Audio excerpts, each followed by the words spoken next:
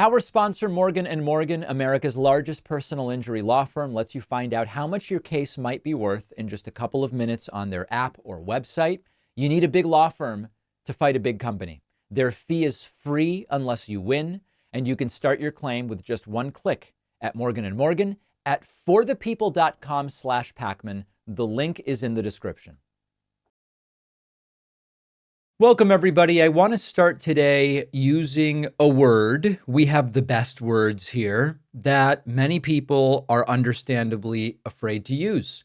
That word is dictatorship, because of course we look around, we have elections, we have courts that some people follow when they make a legal court order. But what we are seeing right now at the federal government is not just dysfunction, it is a devolution into dictatorship, becoming a dictatorship. And becoming is a key word. Now, I want to make it very clear that this is not some like over-the-top hyperbolic nonsense. I'm not saying we live under Hitler. I'm not saying we have a 20th century style literal dictatorship under Donald Trump.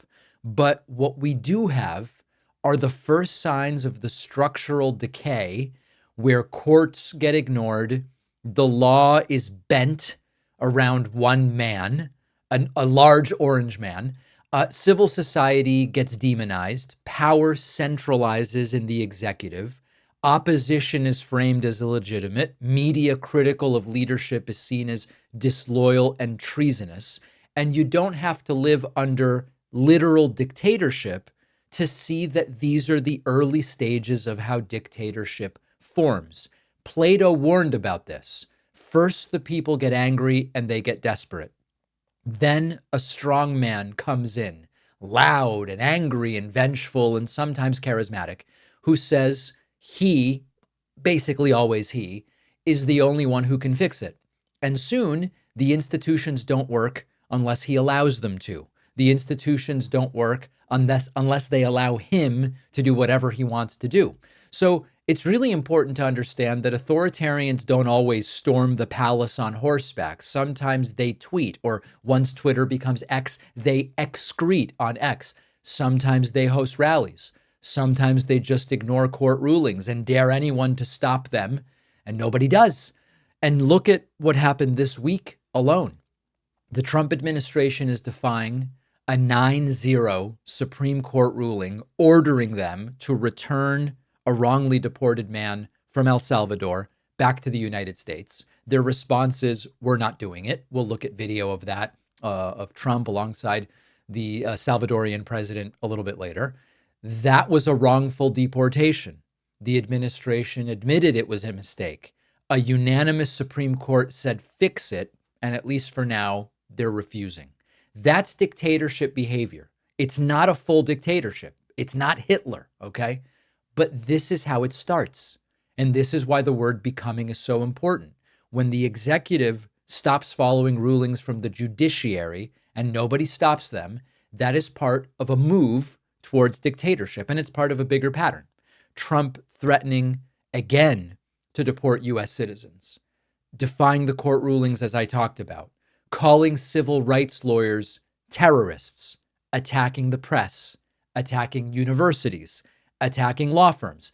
This is authoritarianism, the likes of which we have seen previously in history, open the door to, start on the road towards dictatorship. And just because it's happening through press releases and legal memos and executive orders doesn't make it any less real. That's how it always starts, by making it sound boring and normal, so that a lot of people don't pay attention until we're already 15 steps deep into it. And of course, underneath all of this is the economic pain. Trump's tariffs, early signs of disruptions to Social Security, Medicaid cuts that are in the works, Trump underwater in every poll on nearly every issue.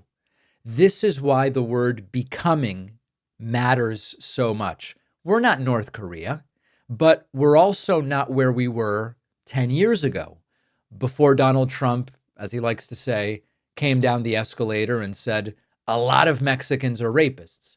The guardrails are coming off one by one. And if we don't call it what it is, while there is still time to do so, we potentially lose the ability to stop it. And so there's a bunch of factors here that are important to consider. Number one is the slow motion nature of the transformation of a democracy into something else. We've been a flawed democracy for some time. We are now devolving into whatever comes after that. We also have to consider and kind of go beyond this, that we do have an environment right now, and it's not about blaming any one person or any one system or any one platform, but we have an environment where there is nothing that is too far for the sycophants and the loyalists to defend.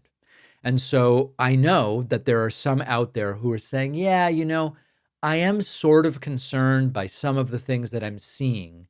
But if it were really that bad, if it were really that dangerous, if this really suggested that we were on the precipice of something like what you're talking about, David, everybody would be up in arms. But of course, we know that that's not the case, because we have an environment right now where at minimum, Trump talks about I could shoot someone on Fifth Avenue, right? That's like a benign example. If Trump shot someone on Fifth Avenue, you would have the right-wing media ecosystem come in and talk about how it was only self-defense and why are sissy liberals against people protecting themselves. You'd have the algorithms of the social media networks feeding people the right-wing coded content that would make Trump shooting someone on Fifth Avenue look like the big, strong alpha thing to do, and someone was coming after our kids and Trump. So that's like a benign example. I'm talking way worse. What if Trump talked about deporting U.S. citizens? Oh, he's doing that. And what's the reaction? A combination of he doesn't mean it, and maybe we should do that, and we need to be tougher, and what, you want criminals to just do whatever they want? There is essentially nothing. Maybe we can come up with an example that would be a bridge too far, but there is essentially nothing I can think of where we would have a united opposition to what Donald Trump does. He will have the algorithms. He will have the right-wing media defenders. He will have people like Stephen Miller screaming on Fox News that they're right in everything they do. We'll have an example of that, by the way, later on in today's show. So for those who are sort of sitting back and saying, I'll know when it's really serious, because everyone will be telling me that. Every news channel will be telling me that. Every neighbor will be telling me that. Every social media platform will be telling me that. I think that that's not something I would hold my breath for. And so we need to figure it out ourselves. Instead of saying, I don't know, not everybody's freaking out right now. What we should be saying is, how have dictatorships developed in the past? How has authoritarianism crept in the past? It wasn't someone shows up and on day one does all the dictator stuff by decree. It's been slow and boring in many cases. Ignoring a court order here, attacking the free press here and making it slightly less free, punishing journalists willing to not toe the party line, and then it builds and it builds and it builds. Illegal deportations of people not from here. Illegal deportations maybe of people from here, which is sort of like the next shoe to drop that we're all now waiting for. So my message would be, let's not, number one, fall into the hyperbole. Trump is not Hitler. But let's also not get all scared and say, oh no, you can't talk about a dictatorship. We should remember what Plato said. We should look at how these things have happened in history. And we should recognize that we aren't there, but we're seeing warning signs. And if you don't do anything when you see the warning sign, sort of like the canary in the coal mine, then before you know it, it's too late. That's my message. I want to hear from you.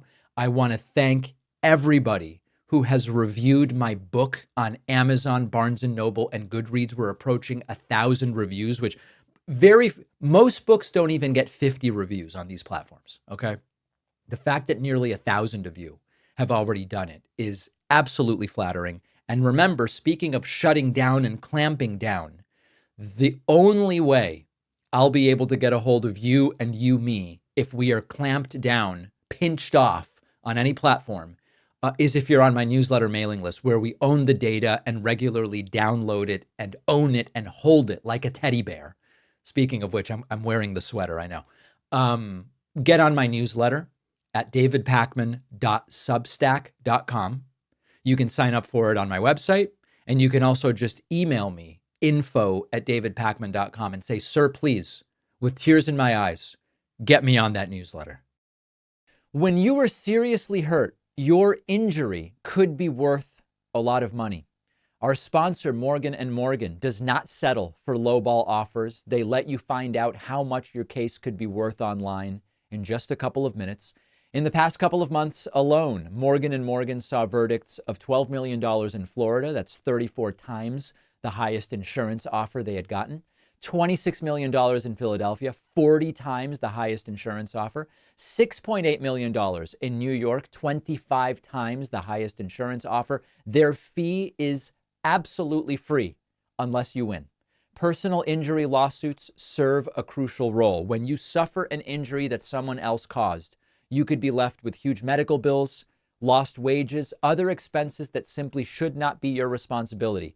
The change to your life could range from a mere inconvenience to something you aren't even sure you can crawl out from. Either way, that is why personal injury lawsuits exist. You, the plaintiff, can hold the negligent party accountable, get the compensation you deserve and need.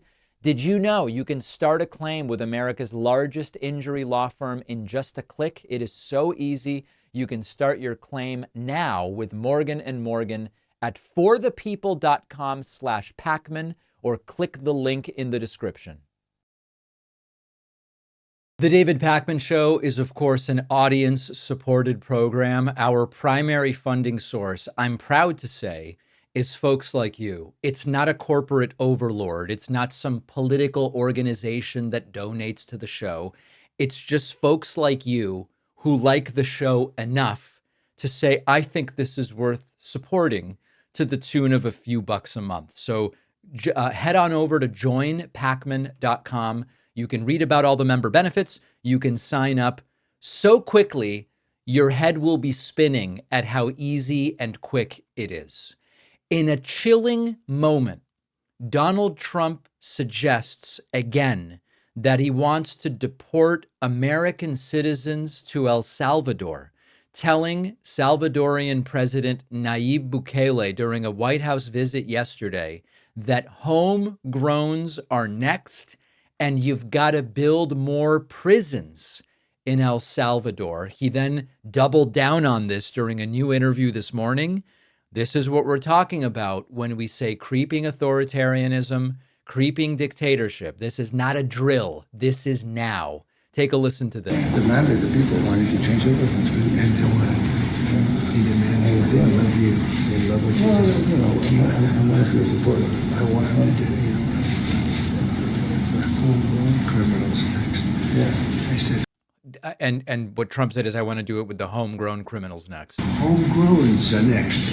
The homegrowns. You got to build about 5 more places. Yeah, that's fair. All right. It's not big enough.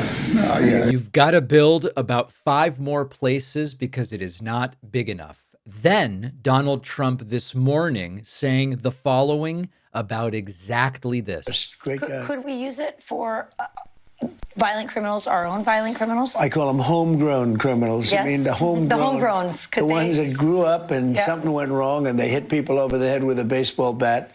We have, and push people into subways just before the train gets there, like you see happening sometimes. We are looking into it and we want to do it. I would love to do that. Trump says, of course, if we can. There are numerous legal problems with that, as I have told you about many, many, many times. And of course, if nobody forces you to abide by the law, does the law really matter? If a tree falls in the woods and you know the thing, okay?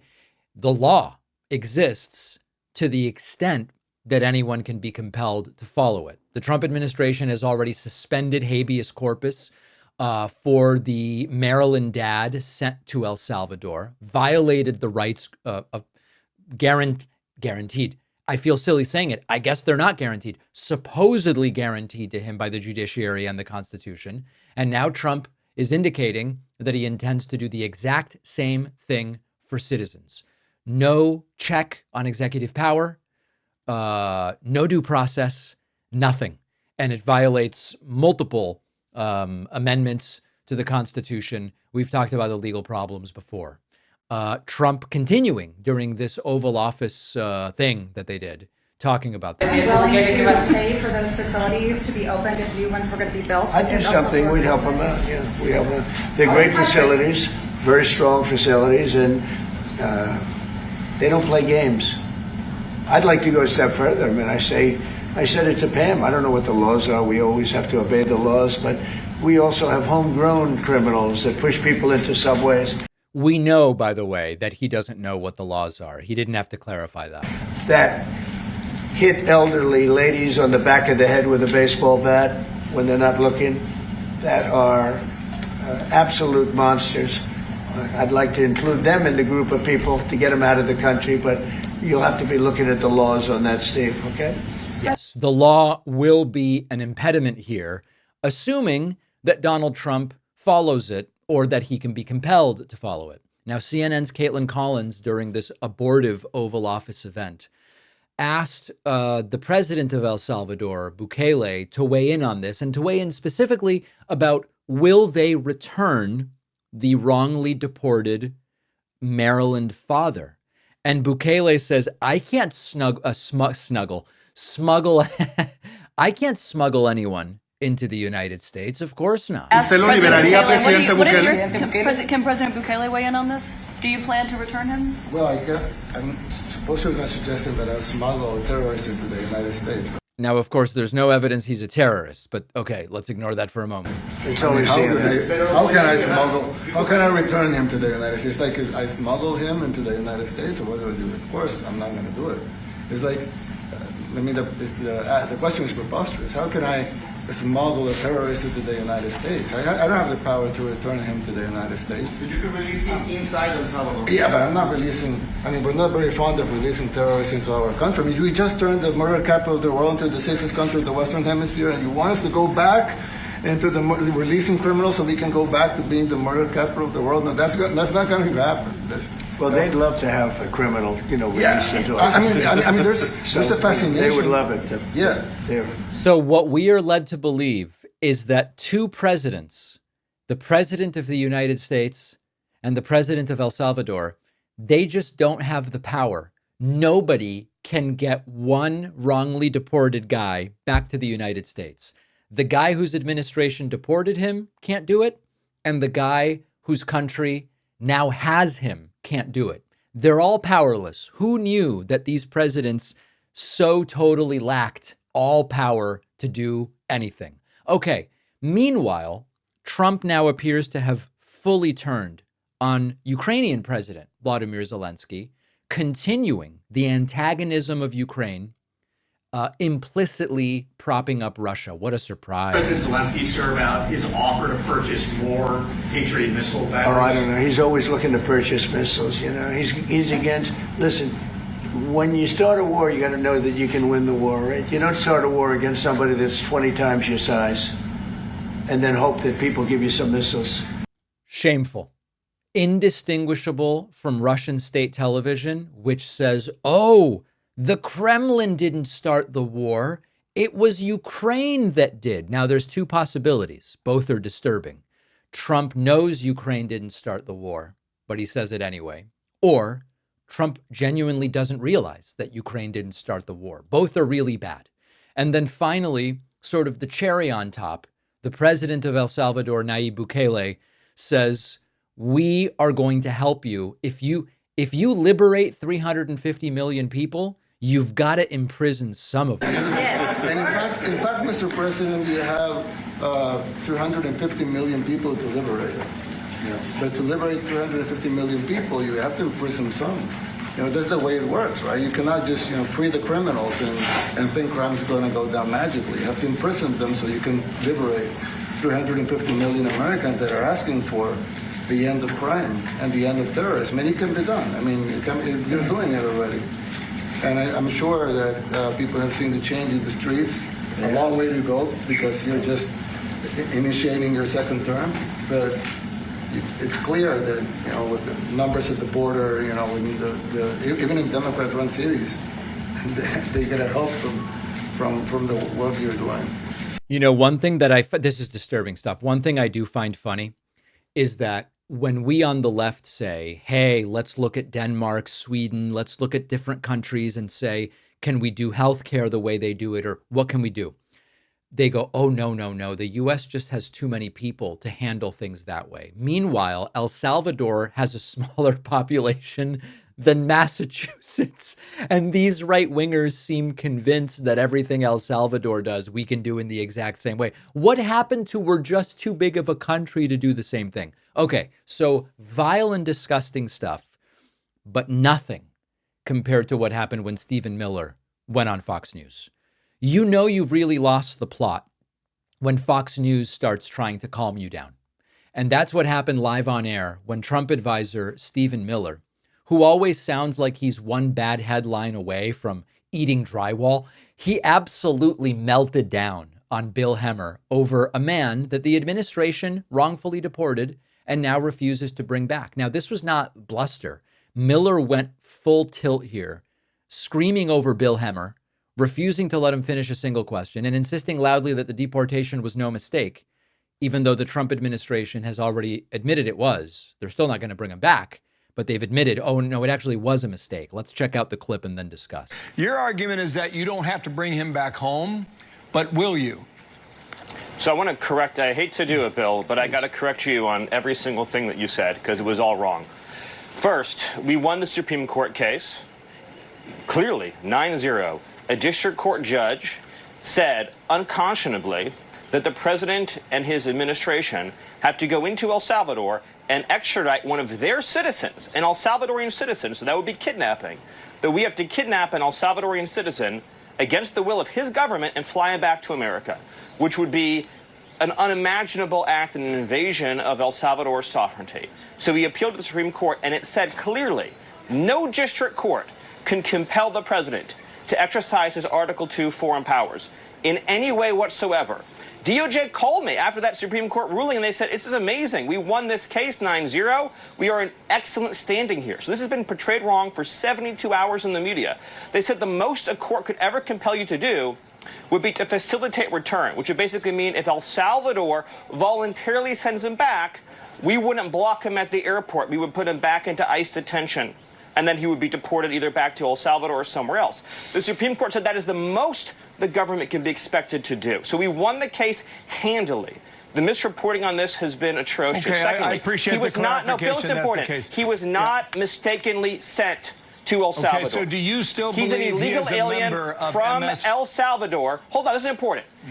In 2019, he was ordered deported. He has a final removal order from the United States. These are things that no one disputes. Where is he from? El Salvador. Where is he a resident and citizen of? El Salvador. Is he here illegally? Yes. Does he have a deportation order? Yes. A DOJ lawyer who has since been relieved of duty, a saboteur, a Democrat, put into a filing incorrectly that this was a mistaken removal. It was not. This was the right person sent to the right place. Now, some have said, well, but he had a thing called a withholding order. So a withholding order means you've been ordered deported, but an immigration judge is saying you cannot go back to a particular country. Here's the thing. If you are a member of a foreign terrorist organization, you cannot have a withholding order. Since he's in MS-13, there is no withholding order. Furthermore, the gang that he is accused of being persecuted by doesn't exist anymore in El Salvador. The 18th Street gang is gone. So you have an illegal alien from Bill, where are we supposed to send the illegal alien from El Salvador? You haven't even allowed me to ask you a question. Are you convinced he is still a member of MS-13? That was your original charge. Yes. But here's the thing, Bill. Yes, but here, not only am I convinced of it, not only is El Salvador convinced of it. They have presented, so listen, the details really don't matter. They have not presented any evidence that this guy's a member of MS-13, but that's really not what's at issue. What's at issue is whether individuals are being provided due process. This is not how the law works. The way Stephen Miller is presenting it is not how the law works. The man in question, Kilmar Abrego Garcia, had legal work status in the United States, was wrongfully deported to El Salvador because of what ICE called an administrative error. A federal judge ruled the deportation was illegal. The Supreme Court unanimously agreed, even the conservatives on the court. Here's where it goes full authoritarian. Instead of obeying the ruling, Miller said that returning Garcia from the Salvadoran mega prison would be kidnapping. Following a Supreme Court order is now kidnapping. This is how fascists talk. The rule of law is only real when it goes their way. And even Bill Hemmer, a guy whose job is basically to nod along when Republicans talk, even Bill Hemmer was being shouted down by Stephen Miller. You haven't even allowed me to ask a question, he said, because it's not about answers. It's about power. It's about punishing people. That's the whole point. Textbook authoritarianism. State makes an error. Court corrects it. The regime says no. And the very same logic underpins every dictatorship. The law only matters when it serves the state, when it serves the leader. Might he be an orange leader or a different color? Otherwise, it's ignored. And Miller even claimed it would be an invasion of El Salvador's sovereignty to bring Garcia back. Except President Nayib Bukele of El Salvador is now helping Trump to violate that court order. So what you're watching is what we talked about in the top segment on the show. It's the slow erosion of checks and balances in real time. If the White House can deport someone unlawfully and then ignore the order to undo it, even after the Supreme Court tells them to, what's left of the system? What functional piece of the system is left?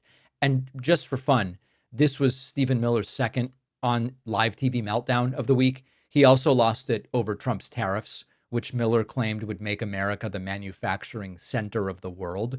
Sort of like when you set your house on fire to save on heating bills. That's his argument. The shouting, the gaslighting, the refusal to follow the law. None of this stuff is accidental. It's part of a movement that doesn't want democracy if it means disobedience. What they really want is loyalty and obedience without questioning them. And if no one is around to stop them, if no one is around to enforce that they must follow the law, they're going to get away with it. And that's exactly what we're seeing. Don't forget that the best way to support the David Pakman Show is by becoming a member, which gives you access to the daily bonus show, the regular show with no commercials. You also get access to our entire archive of every episode dating back a really long time, and plenty of other awesome membership perks. Go to joinpakman.com, joinpakman.com. It's great to welcome to the program today Jonathan Allen, three-time New York Times bestselling author, senior political reporter for NBC News. His new book, written with Amy Parnes, is called Fight Inside the Wildest Battle for the White House. It's so great to have you on. The book is, of course, fascinating. I want to pick somewhere to start. We could kind of start anywhere. And I want to start somewhere that's been of interest to me to see sort of what insights you might have. A year ago, 13 months ago, I went to the White House on the day of Joe Biden's State of the Union address, met with Kamala Harris in a small group. At the time, she was, of course, not the Democratic nominee for president. I was impressed with her. I found her able to talk about disparate issues. She was engaging. She was a very different Kamala Harris than what I had seen portrayed in interviews up until that point.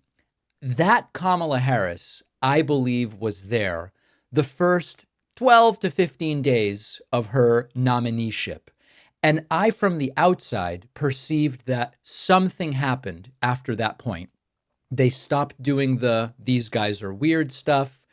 The same speech seemingly was being given every day, multiple times a day.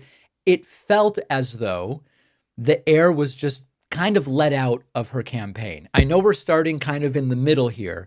Is there something that was happening behind the scenes that explains why it seemed so different from the outside all of a sudden at that point?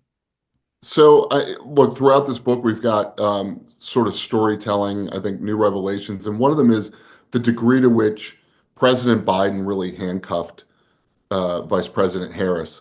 And really sort of from the beginning, but there were points along the way where you could see that, sort of really take hold. And it wasn't just him. It was the campaign leadership that didn't change. She gets in there. She's got 107 days She decides to leave the campaign leadership, Jen O'Malley Dillon, the campaign manager, in place. Jen O'Malley Dillon has her lieutenants. They were running a race for Joe Biden that was on track to lose. That was not focused on change. Most of the American public thought the country was on the wrong track. So, and when I say most of, I don't mean 51 or 55%. I'm talking about like 2/3 to 3/4 of the country thought we were on the wrong track. So there were obviously a lot of Democrats who were going to vote for Biden but were dissatisfied, or people who are sort of outside the political process that were dissatisfied, but might have been available as Democratic voters. And what you see from Biden uh, throughout this book is him sort of leaning over Kamala Harris's shoulder and telling her there should be no daylight between the two of them. He was very concerned about his legacy, very concerned about not being undercut by her. Very confident that the track that he was on had been the winning one. To this day, he tells people he would have won, which I think is absolutely absurd, especially after what we saw on the debate stage. So I think, the White House staff told the campaign staff that it was okay to have some distance between the two of them, for her to, bring a sort of change message and to be a different candidate than Biden. But Biden himself was telling Harris, don't throw me under the bus. Like I said, the words he used to her were "no daylight, kid." And I think she felt hamstrung. Not just by him saying that. I think through her own sort of feelings of loyalty, which I think can be a very good character trait, but can also be a devastating one. So I think what you observed, I think, is true. A candidate that was much more contained and packaged than you sometimes see from Kamala Harris if you meet with her in private. I was very upfront with my audience. I wasn't cagey at any point, and I just told my audience throughout 2024, at every point in time, who do I think is the most likely person to defeat Donald Trump? And for a while, even though I was, again, being upfront with my audience that this is not the same Joe Biden of 4 years ago, it's certainly not the same Joe Biden that ran circles around Paul Ryan in that 2012 debate, I was making the calculation in, I don't know, April of 2024, that at that point, the damage from him getting out would have been worse than going in with somebody who is not at their A level. For me, it very clearly changed with the June 27th debate. Can you talk a little bit about the behind the scenes? Because you go into the book in so many different ways, the concerns behind the scenes and the efforts to hide the reality of what was going on. But in terms of my pragmatic, who do I think is most likely to beat Trump, did people behind the scenes up until the June 27th debate also think that it was the best shot up until that point, or did something happen earlier to change that view? So it's a great question, and I think it depends on who you are behind the scenes. I think the closer you are in proximity to Joe Biden, the more you believe and we're willing to make the case that only Joe Biden could win. So if you're talking about Mike Donilon and Steve Ricchetti, the top White House advisors, if you're talking about First Lady Jill Biden, and of course, Joe Biden himself, we see this deterioration, but it's not linear. It's not like Joe Biden's here one day and gone the next, right? So President Biden wanted to be president of the United States for his entire adult life. He finally gets to that place. He beat Donald Trump, felt the love from Democrats about having done that. And, from his perspective, it's understandable that he was the best candidate to run. But what you see behind the scenes is just these different points where he is deteriorating. And, one example that we have in the book is Eric Swalwell, the congressman from California, who had run against Biden in 2020. They'd fought on a debate stage, goes to the White House in the summer of 2023 for a congressional picnic, and Biden doesn't recognize him. And Swalwell has to kind of cue the president. We tell a story about Kevin McCarthy, the Speaker of the House, Republican Speaker of the House, until he was, what's the best term for it? Like jacked by the rest of the Republicans. But he's at the White House, for an event with Jackie Walorski's family, former congresswoman, late congresswoman. Biden had done a shout out to her at an event like a month after she died. And as a makeup, he invited her family to the White House, and they go on this sort of meandering tour. And Jill Biden says to her husband, don't go outside. Don't take him outside. It's at night. He walks them outside, takes them to a pool house, and the pool house at the White House, and it's like a couple locker rooms, and he's showing it off as though It was like a Gilbert Stuart painting of George Washington or something. And McCarthy's thinking like, I got to act like a staffer and sort of, move him into a better place. And, there are just all kinds of things that that Biden's staff does to start trying to accommodate him, whether it's physical needs in terms of like new shoes or getting onto Air Force One using a smaller set of stairs, down to using neon tape to show him where to go when he's going to fundraisers. So there's just a lot of signs of deterioration, and it's hard to know with some of the people very closest to him, what exactly would have triggered them, making a call to say like this can't go on, because ultimately the president's got the power, and the minute you're a close advisor and you tell him to get out, you get thrown out of the room. Was it the June 27th debate that ultimately was dispositive in kind of orienting the train towards getting out? Not for him, but and not for those people closest to him. I think it was a dispositive event for Nancy Pelosi. I think it was dispositive for Barack Obama. It was dispositive for many donors. We talked to donors who, were getting pressure from the White House to set up new fundraisers after that, and they were like, we can't fill a room. And then the super PAC donors to a group called Future Forward just choked off all of their cash for the super PAC. I mean, it was just really a sort of I'm trying to think of the right term for it, but you just had this incredible coming together of Democratic influence folks who tried to push him out. But again, the president of the United States has all the power to stay in or get out, and Biden didn't want to. He came in, a couple weeks after that, went to Congress and said, "Hey, I'm not going anywhere." And then, if you'll remember, Nancy Pelosi went on TV and said he has a decision to make. Yeah. And it was like, he's already decided, right? But, I think the other thing that's important to remember is that there were people who understood he was on track to lose. I think Pelosi was one of them. I think Obama was one of them, who, saw that debate, and I think they were stunned by it, as everyone was. I don't think anyone thought that he would show up quite that way. But for some, it was more of an opportunity to do something that they thought probably needed to be done before. And for most of the Democratic universe, it was, an oh my God moment. Like, they had no idea, because they'd been told by the White House over and over and over again that Biden was fine. They dismissed Republican criticism as Republican criticism because it was coming from the other side. They say, well, if the Republicans say Joe Biden's not, not fit to run or not fit to serve, then it must not be true. And you talk in your book, I think, about polarization a lot, and that sort of knee-jerk desire to see whatever the other side is saying as totally untrue can be damaging to your own side. Can you talk about the Obama factor a little bit? Because you mentioned a few minutes ago about the moment at which former President Obama realized that this wasn't a good idea to press forward.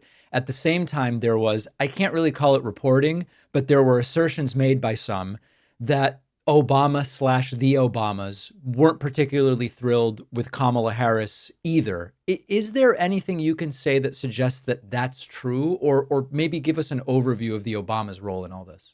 Sure. I mean, according to the sources we've spoken to, the Obamas, let me just speak to Barack Obama, because I'm much more reporting on him than Michelle Obama. And it's too easy to group people together. But, for Barack Obama, according to the sources we spoke to, he never thought Kamala Harris was the right answer. He did not think that she would be successful. He thought Joe Biden needed to get out, and he thought that there should be some sort of mini primary, some quick primary, ending in an open convention, and the winner of that would be best off to win. And it's a sort of like West Wing fantasy that would happen. It requires a certain ignorance of, or willful ignorance of, what the rules are for nominating a candidate. Joe Biden had 90% of the delegates, roughly, after the primary, and all of them were pledged to him. These are Biden people. They ran as Biden delegates, and Biden-Harris delegates.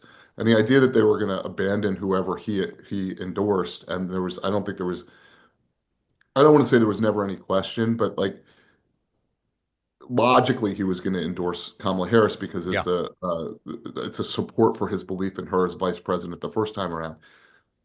to think all of that's going to get undone in a couple of weeks and that you're going to be able to have a convention and not have so much blood on the floors to destroy the party, maybe for multiple cycles, right? Because you skip over the first Black woman vice president.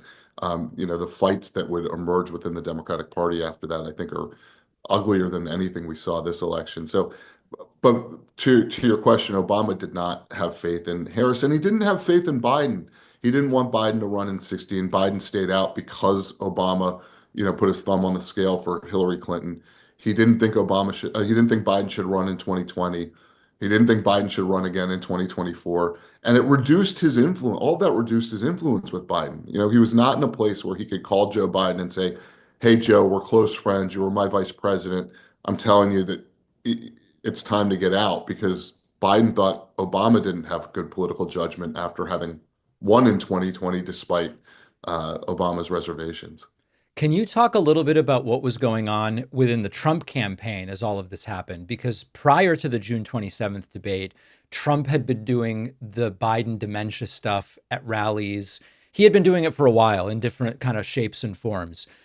What happened in the period, I guess, between June 27th and when Biden ultimately did step aside? Like, was it glee from within the Trump side? Was it caution as to what might happen? There was that one video of Trump in the golf cart where before Biden announced anything, he said, we knocked him out. He's done now based on that debate. So was that because he was hearing things, or what was happening there? So I think the best answer to that is it's a combination. And there is some feeling of vindication because they've been saying this all along and that everybody sees it. There's some glee from the victory, from Trump, where, to your point at the golf cart, he's like, knock the guy out. And there's fear that the Democrats are going to replace Biden because now Biden is weakened. And that's what ends up being the sort of campaigns, the Trump campaign's view of it is try to keep Biden in as long as possible. Like, if they get Biden to be the candidate, they are very confident they've won this election. Right. And you saw at one point, Speaker Mike Johnson started talking about Kamala Harris, and he was quickly shut up. And there's this uncommon discipline from Trump during that period where, normally Trump is dominating news cycles, and he's frustrated. We report on this. He's super frustrated that, like, after the debate, all the news is about Biden, even though it's about Biden having a debacle. He's super frustrated, but his campaign kind of prevails on him to just sort of step out for a little bit and let the Democrats fight among themselves. Don't get in the way of, an imploding adversary. And I think you see that over and over again with Trump in this campaign is discipline that we have not seen before in his campaigns or in his White House, and certainly not since he became president. Him just holding back, choosing stability over chaos over and over within the campaign. That doesn't mean he didn't go out and say crazy things, because he did go out and say crazy things. Yeah. But the campaign itself kept pretty well on message, and Trump himself reined it in. I mean, another good example is how they, completely disowned Project 2025. It's not that Trump doesn't want to do those things. We're watching him do them now. But he understood it as a political liability and just sort of threw it under the bus and said he didn't want to have anything to do with anybody that had anything to do with Project 2025. And then, of course, his budget director, who makes tons of policy decisions, Russ Vought, is one of the guys that was tied into Project 2025. Few other things I want to ask you about. In the period between June 27th and when Biden ultimately announced he was stepping aside, I started saying to my audience, I do not believe this is recoverable. I believe we have now kind of gone past the tipping point where Biden is going to have to get out. And the question is when, and the question is what sort of happens in the immediate aftermath. And there were people in my audience who acknowledged that. And there were some people who got very, very angry and said, David, the fact that you're even talking about this is part of the problem. We're going to lose if we start talking like that, et cetera. And my point was, I think Biden's going to lose if he stays in. After Biden got out, and I started looking at swing state polling. And there was a period of time there, late September, October, first half of October, where in every swing state poll, the key 7 swing states, Trump was winning every single one. And I went to my audience and I said, listen, we start with the 2020 map and what it took for Biden to win. And then we just look at all of these key states. And we now have to believe every single one of these polls is wrong. And actually Biden is winning at least 4 or 5 of these 7 states. And I heard from a very loud portion of my audience who said, David, we don't need negativity right now, etc. My view was, I want to be honest. And number two, hearing that your candidate might lose, and I'm sorry, it's Harris at that point. I think I misspoke and said Biden. At this point, it's Kamala Harris who was down in those 7 states. My view was it should motivate us to hear that Trump may win. That, in my world, encourages people to say, I don't want that to happen. Maybe I wasn't going to vote. Now I'm going to. But there was a contingent that simply didn't want to hear it. Was there anything analogous going on behind the scenes with regard to polling in those sort of 6 final weeks? I mean, yes, absolutely. Let me go back to that for a second because, and this ties back into the book behind your shoulder there, your bestseller, and congratulations on that. Thank you. I've been listening to it on audiobook, and it's fantastic. Look, part of the problem for the Democratic Party was that there was such dishonesty or such a unwillingness of powers within the party, the consultant class, the fundraising class, elements of the media that are aligned with the Democratic Party to level with people about where things stood.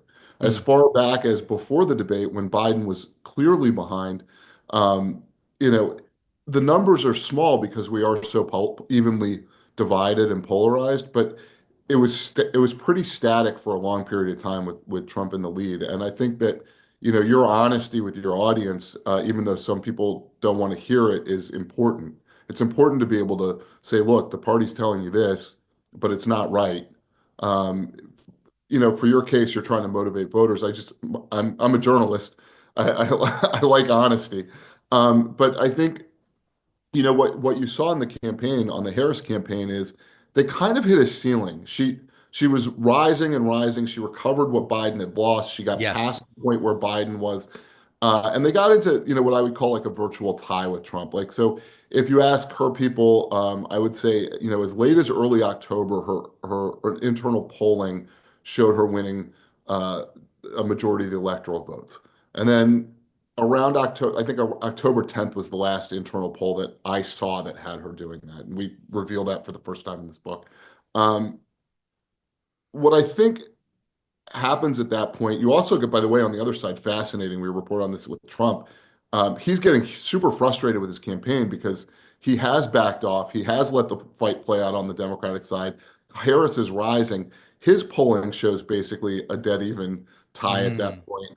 And he brings in Corey Lewandowski, this former campaign manager who does not have the ability to run a national political campaign, but brings him in, sends him down to Palm Beach to look at what's going on with the campaign. And Corey reports back that there's mismanagement of the finances and stuff. And Susie Wiles, the campaign manager, and Chris Lasavita, another senior advisor, go to Trump and they get him on Trump Force One to basically shut Lewandowski down. And that's one of the more dramatic scenes in the book dealing with Trump, is him shutting Lewandowski down. And again, choosing calm over chaos. But with the Harris folks, they continued to tell everyone that they were going to win. When their polling stopped showing that, we reveal for the first time in the book, the last assessment they had before Election Day had Trump winning. It was narrow, but they had Trump winning. And yet they told everybody else that she was going to win. David Plouffe was out on television saying that she was going to win all 7 swing states. Yeah. They told her that she was poised to win. She was surprised on election night, shocked, crestfallen, heartbroken. Like, you can see in this book, I think, through her eyes, what so many Democrats were feeling, which is that they'd basically been gaslit by their leadership. And I think that's important for Democrats going forward, and maybe in the future for Republicans when they're going through similar things. It's important because you've got to be able to assess who's telling you the truth in order to at least know what you have to do to win. And I just think that it's shocking and it's saddening that a candidate is so certain of victory because they've been told things that aren't true, or they've been led to believe things that aren't true. Last thing I want to ask you about, this doesn't have to be a long thing necessarily. I realized that Harris was going to lose at about 7:05 Eastern on election night. And what I looked at was We had numbers from Kentucky and Indiana. And I simply compared Trump's margin of victory in those states in 2020 to what it very clearly was with a lot of the vote coming in quickly in 2024. I don't remember the exact numbers, but it was like states he won by 6 or 7, he was winning by like 20 or something. It was crazy. It was just crazy. And because the margins were so small in the swing states, that alone to me said, this is probably over. When did the campaigns start to realize what was going on? I mean, start to realize, I think it's a different metric for everybody, but I will tell you this, with all the data they have, they can compare, the suburbs of Indianapolis and their voting trends to like what's going on in Georgia, right? Like there's such an affinity, I guess, between voters in various places that like they've got these huge models, they plug in numbers, they should be getting this. I think, look, they're looking at numbers in Georgia and North Carolina, and they know that if the same thing is going on in Pennsylvania and Michigan and Wisconsin, that this race is over, but they're not sure till they actually see the votes. And so I think it takes a little bit longer. And, we go through election night in detail in the book. Harris isn't told until late at night, 11 p.m. ish that it's over. I was looking at Georgia precincts myself. So you were a little ahead of me in terms of when you made your calculation, but I was looking at Georgia precincts coming in, and I was like, I don't see her coming back to win, given just the shifts, right? Like you should see demographic shifts, you can see geographical, shifts where there's just a few more points for Trump than it was last time, or in your case, some more points. So it takes a while longer because they don't want to tell somebody that they've lost, and then there's some fluky thing like the Midwest isn't behaving like the Mid-Atlantic or the Southeast. The book is Fight, Inside the Wildest Battle for the White House is quite a book. We've been speaking with the book's co-author, Jonathan Allen. Really appreciate your time today. Yeah, thank you, David, and congratulations on your bestseller, and enjoy the promotion process. Thank you. If you value what we do at The David Pakman Show, remember to support us on Patreon. Go to patreon.com/David Pakman Show, where you can get access to behind-the-scenes videos, the Daily Bonus Show, the commercial-free Daily Show. You can support the show for as little as $2 a month. Check it out at patreon.com/David Pakman Show. Congresswoman Alexandria Ocasio-Cortez not holding back in Nampa, Idaho yesterday, arguably the most right-wing state in the country or close to it, calling Trump a rapist and a criminal. A few people are offended, but I've got to tell you, most people are connecting with this energy. I believe there is something here. This was the latest installment of AOC and Bernie's Fight Oligarchy tour, and very well done. Let's take a listen to this. Donald Trump is a criminal who was found guilty of 34 felony counts of fraud, liable for sexual abuse. Of course he's lying and abusing and manipulating the stock market too.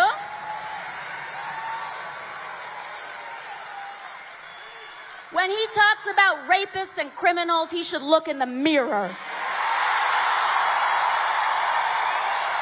It's a good line, and like we've been saying, Cory Booker speaking for 25 hours doesn't get anybody health care. AOC calling Trump a rapist and a criminal doesn't get anybody the food that is increasingly unaffordable. But what we are trying to probe here, and that's what's so interesting about this Fight Oligarchy tour, what we're trying to probe is what is viable as is for the future of the Democratic Party, not what sort of corporate Democrat can we take and squeeze and manipulate and build a studio to be interviewed by Alex Cooper and make into something. No. What part of the party is ready to go in terms of what the country is looking for? I don't know that it's AOC. Bernie has said he's not running, but this is a process that's going on. Now, speaking of Bernie Sanders going directly at the authoritarian anti-media instincts of Donald Trump. And right now, he's going after the media. I don't know if any of you saw it. He is now wanting to take away CBS's license because they did a story that criticized him. Oh, my word, CBS criticized him. Oh, let's drive them out of business. How terrible is that? He has sued ABC. He has sued Meta. He has sued the Des Moines Register. This guy cannot take criticism. He can dish it out all right, but he can't take it. And I say to Mr. Trump, if you can't take criticism, get out of the political process. This is a democracy. One of the things that is very common in authoritarianism is that you are both extremely weak and you are extremely strong. And let me tell you what I mean by that. On the one hand, Donald Trump frames himself as the ultimate alpha. He's strong, not like these sissy Democrats, not like these sissy Europeans, not right. They are the strongest. And yet they are so threatened by an adversarial media report that the initial instinct is not to dispute the substance. It is to say, can I get you taken off the air?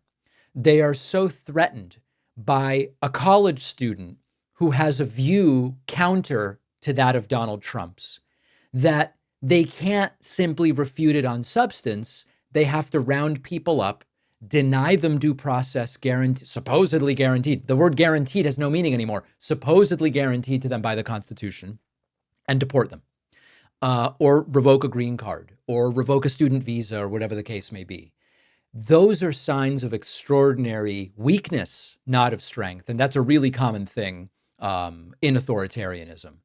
They came to Trump with tears in their eyes, and they said, "Sir, how are you so healthy? Sir, you are such a physical specimen." I'm not kidding. I'm going to play a clip here in the aftermath of Donald Trump's clearly unbelievable health report, annual physical report, in which he supposedly is 6'3" tall and has lost 15 pounds and now weighs only 224 and is just so healthy. They came to him and they said, "Tell us, sir, how are you so healthy?" Here's what he had to say. You got the perfect health report. Everybody in the press wants to know this. How do you do it, Mr. President? I haven't set up at 2 a.m. in the morning since I was 25, and now we're 2:16 in the morning having a press conference. How do you do it? Well, we had a couple of them at 2 o'clock in the morning now. Biden, I guarantee. You're wearing the press out. Biden was sleeping for 10 hours already. No, I have a lot of respect for the press, really, I do. Some of it's fake news, but a lot of it's good, like you. And I have a lot of respect for the fake news media, which I'm trying to ban. Really, some of it's totally fake and some like 60 Minutes tonight. How do you stay so healthy? How do you stay so energized? Because I enjoy what I'm doing and I like the results. I think we're making America great again, and it makes me feel good, and probably keeps me happy. Okay? Thank you. That's a nice question. Every time Trump puts a new tariff in, his cholesterol goes down by 5 points. That sort of question would make North Korean propaganda anchors blush from how ridiculous it is. And then here is Trump, by the way, addressing the same issue alongside El Salvador's president, Nayib Bukele, yesterday, talking about how he aced the brain injury test. Very low IQ president. And by the way, I took my cognitive exam as part of my physical exam, and I got the highest mark. And one of the doctors said, "Sir, I've never seen anybody get that kind of, that was the highest mark." I hope you're happy with that. We've never seen anyone so strongly not have a brain injury. Although they haven't been bugging me too much to take a cognitive, but I did do my physical and it was released. I hope you're all happy with it. I noticed there's no question, so probably you are. But the cognitive, they said to me, "Sir, would you like to take a cognitive test?" I said, "Did Biden take one?" "No." "Did anybody take one?" "No, not too many people took them." I said, what about Obama? Did he take one?" "No, he didn't take one either." "Obama! Let me be the only one to take one." But I've actually taken them 3 times already. I like taking them because they're not too tough for me to take. But very. Sir, could you name 5 objects? We started with the truly, truly dystopian authoritarianism that is being ushered in, and we end with just flat out stupidity. We are going to discuss Bill Maher's White House visit on the bonus show. We will talk about Social Security listing thousands of migrants as dead. You're dead to me, in order to get them to self-deport. And the Trump administration is also freezing Harvard money. I will tell you why. Please remember that the number one way to support this program is to get a membership at joinpacman.com. If you've not yet purchased my book, The Echo Machine, I would love for you to do so. And if you have purchased it, remember to leave us a review on Amazon, Barnes & Noble, and Goodreads. You can see all my recent appearances on other shows talking about the book at davidpakman.com/press. I will see you on the bonus show. I'm on with Josh Zepps tonight. Looking forward to it. And I'll see you back here tomorrow. Thanks a lot for watching today's show. I just want to take a second to tell you about today's sponsors. Our sponsor, Morgan & Morgan, America's largest personal injury law firm, lets you find out how much your case might be worth in just a couple of minutes on their app or website. You need a big law firm to fight a big company. Their fee is free unless you win, and you can start your claim with just one click at Morgan & Morgan at forthepeople.com/Pacman. The link is in the description.